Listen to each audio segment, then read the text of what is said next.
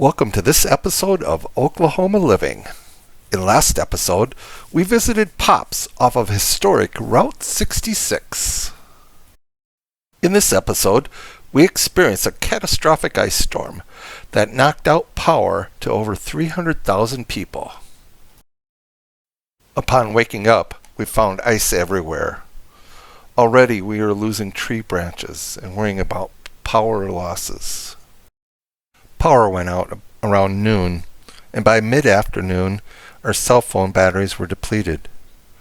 So we jumped in the car and started driving around the city looking for a place to charge our phones. At this time of the day, the temperatures were in the upper 30, and the roads were just wet, not slippery, so it was totally safe to venture out. Surrounding areas were equally damaged by the ice storm. Ice was just everywhere. With our phones charged at a local coffee shop, we went home. Because we used natural gas, I was able to light the fireplace.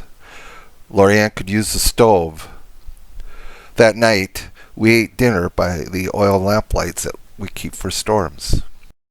The darkness outside was eerie. Throughout the night, we heard many loud cracks and snaps, followed by crashing limb sounds. In the morning, we went out and surveyed the damage. The big oak in the backyard lost more limbs in the night. Trees in the creek were missing more limbs. Plants were damaged. And we found flooding on the side of the house. Having already missed a day of the work, I went to a local coffee shop that had electricity and Wi-Fi. Concerned about the flooding, Lorianne went outside and found the garden bricks were holding in the water. When she moved the bricks, the water rushed out from behind the fence. With garden tools, she pulled back the mulch to allow even better flow. The neighbors told us that the bricks were newly installed just for the sale of the house. Lorianne also found the downspout at the other end of the front garden blocking water, so she pulled back the rocks at that end too. We'll have a mess to clean up later, but at least we felt better about the flooding being taken care of now.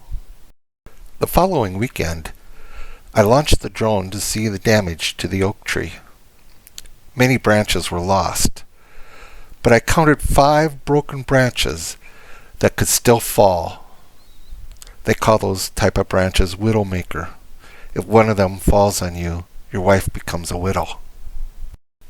Armed with only a bowl saw, cleanup work began. I cut off a lot of little branches and hauled them to the curb. The city will pick them up in a month or so. The bigger branches were put into a pile to be consumed by a fire pit. TBD. Finally, the smallest branches, leaves, and many acorns were put over to the cliff for compost. Thank you, Lorianne, for all your hard work and help that day. It really helped. The next weekend, I have to take care of the wood pile. Need to put on safety equipment, gloves, hat, got my eye gear.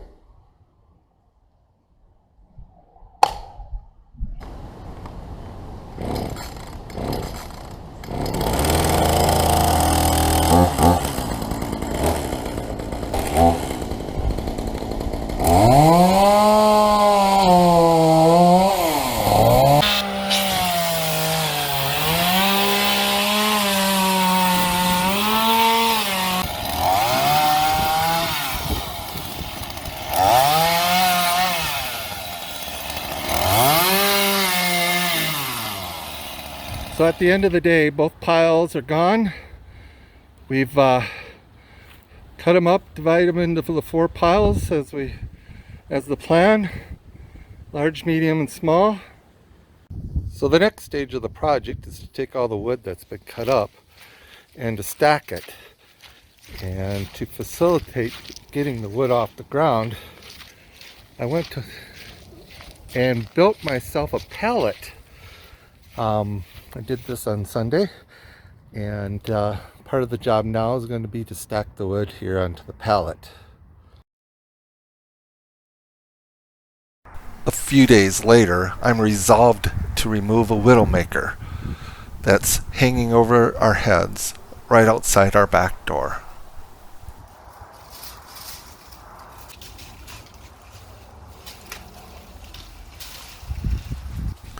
This is a great time for me to remind you to hit that subscribe button. Hit that like button too if you could. Doing this will really help the channel. Make it larger, make it grow. We want to thank everyone who has subscribed to the channel in the past. Well, we got one.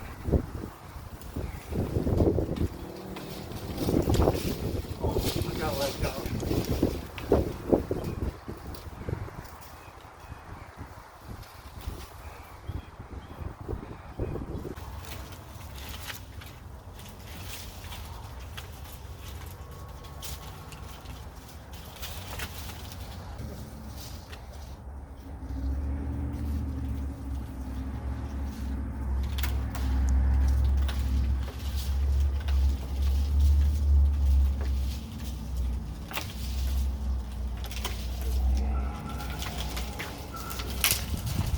No, didn't want that one to come down.